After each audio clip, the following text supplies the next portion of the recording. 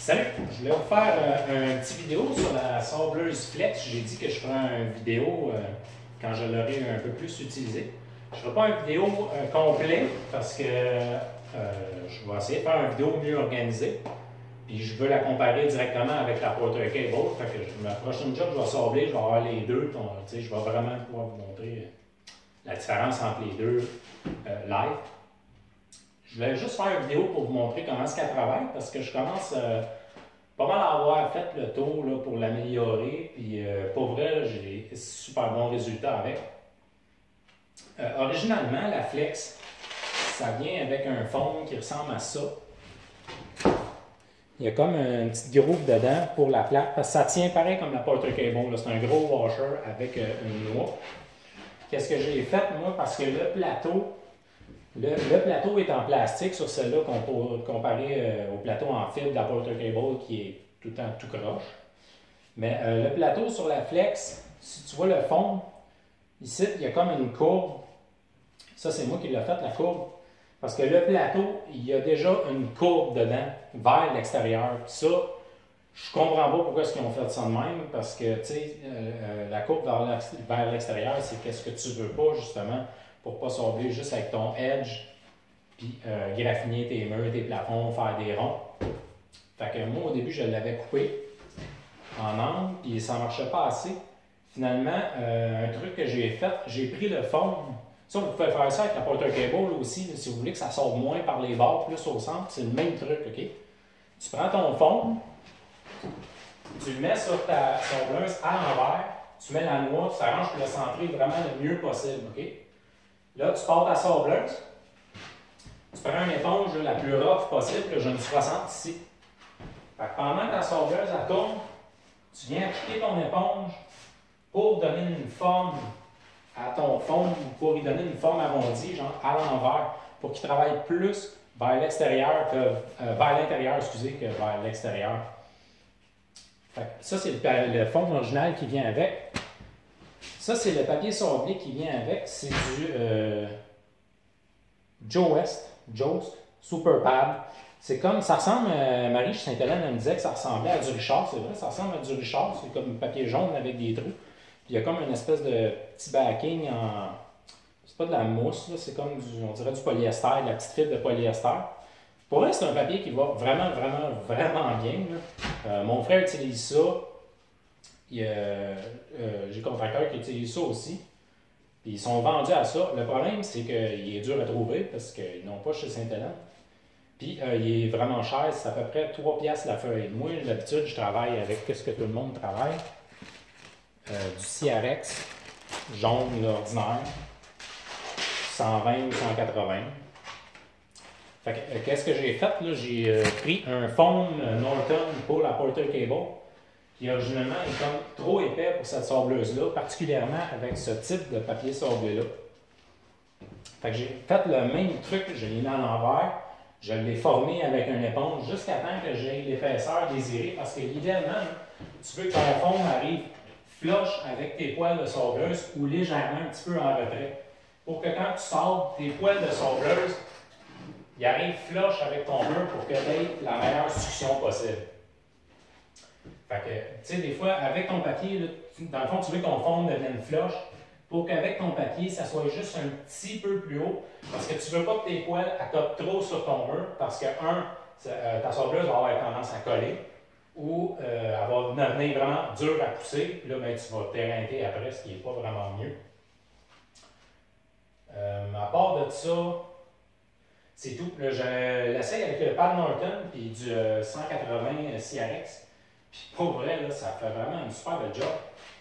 Fait que donc, je vais juste vous faire une démo. Je vais vous faire une démo. Je vais vous montrer, j'ai un coin de fer ici, je vais vous montrer à quel point ça aspire. C'est assez mon gars. En fait, je vais vous montrer pour vous voyez, ma balayeuse là, est pratiquement au minimum, là, OK?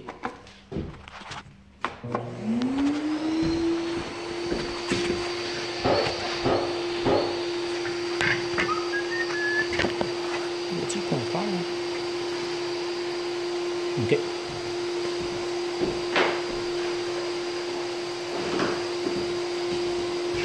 Là, je suis au setting minimum, je suis à 1, ça monte jusqu'à 6. Quand on la part, c'est pas plus bruyant que ça, je parle pas plus fort. C'est juste ça, là, ça vaut vraiment la peine. Quand elle a, ça c'est pleine vitesse. En fait, là, c'est parce que la balayeuse est dans un autre, elle est dans le passage, mais je la mets côte à côte, tu t'attends si elle rentre dans la balayeuse. Qu'est-ce qui est le fun?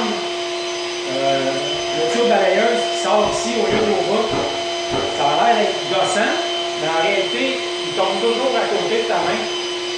Fait que tu ne l'as jamais dans les jambes, puis quand tu sors d'un endroit restreint, tu n'as pas ton tuyau qui vient d'à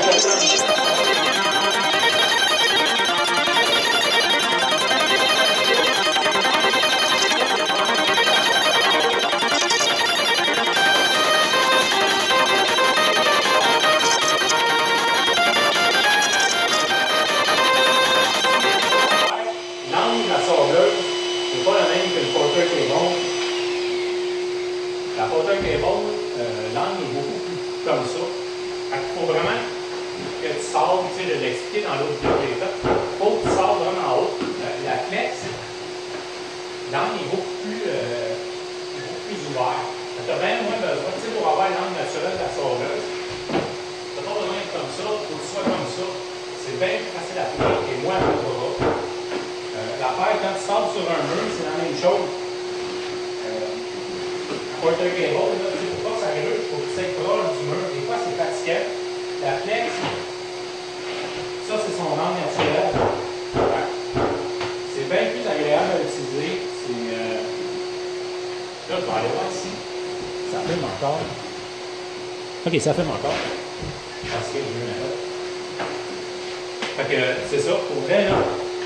La seule différence, la porter cable, le drive shaft, la poussière, ça passe dans la flex, ça passe à la même place, ça passe dans le milieu. Et je ne sais pas quel principe magique ça fait, mais ça fait que ça aspire, là, c'est épouvantable.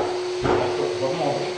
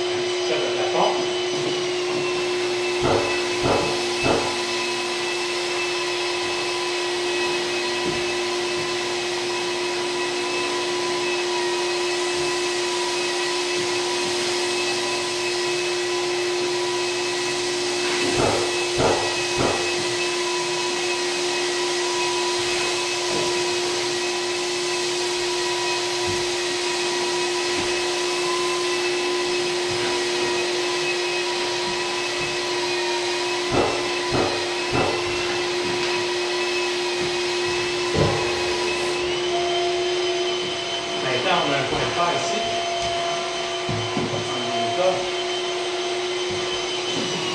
On vient dessus.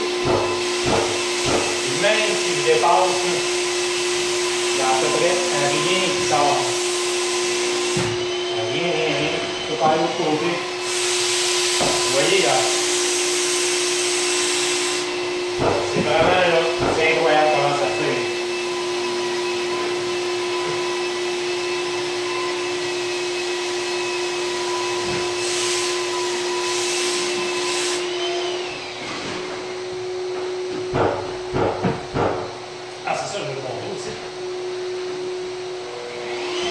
Si vous avez écouté mon autre vidéo sur la porter cable, j'ai mentionné que c'est important d'écouter la sondeuse quand elle sort. Il faut que ça fasse un son, il faut que ça fasse toujours, il faut jamais que ça fasse, il ne faut pas que le son donne de tout. Ça, c'est un super bon indicateur du résultat que tu vas avoir. plus que ton son de sablage est smooth, plus que ton sablage est smooth. En étant plus silencieuse, mais quand tu entends mieux ton papier sablé travailler, je vais vous faire entendre comment est-ce que ça travaille. Fait que, on va essayer de mettre ça en même temps. Ça se peut que vous ne le voyez pas, mais c'est plus pour l'entendre.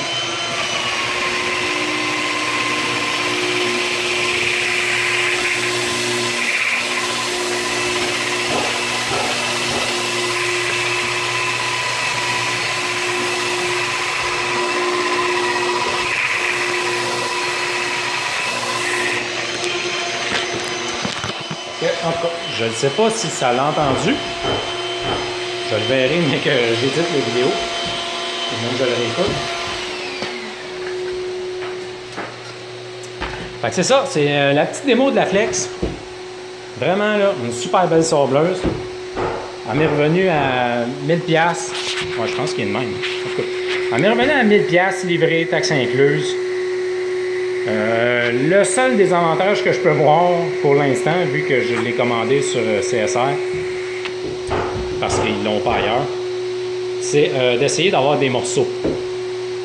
Ça doit être possible. J'imagine que si j'écris à CSR, ils vont être capables d'avoir des morceaux, mais c'est pas aussi polyvalent qu'une Porter Cable où tu vas chez Sainte-Hélène et il y a à peu près n'importe quel morceau en stock. Fait que c'est quelque chose à prendre en considération, mais pour vrai, à date, j'ai rien à dire. Là. Ça a l'air d'un outil fiable, le plastique est solide. Je sais ici, ça a l'air boboche un peu parce que c'est plastique, là, mais c'est vraiment, c'est fait solide. C'est vraiment, là, pour vrai, j'ai très satisfait. Fait que c'est ça. Fait que la prochaine fois, je vais vous faire une vidéo complète en comparant les deux directement. Merci, salut!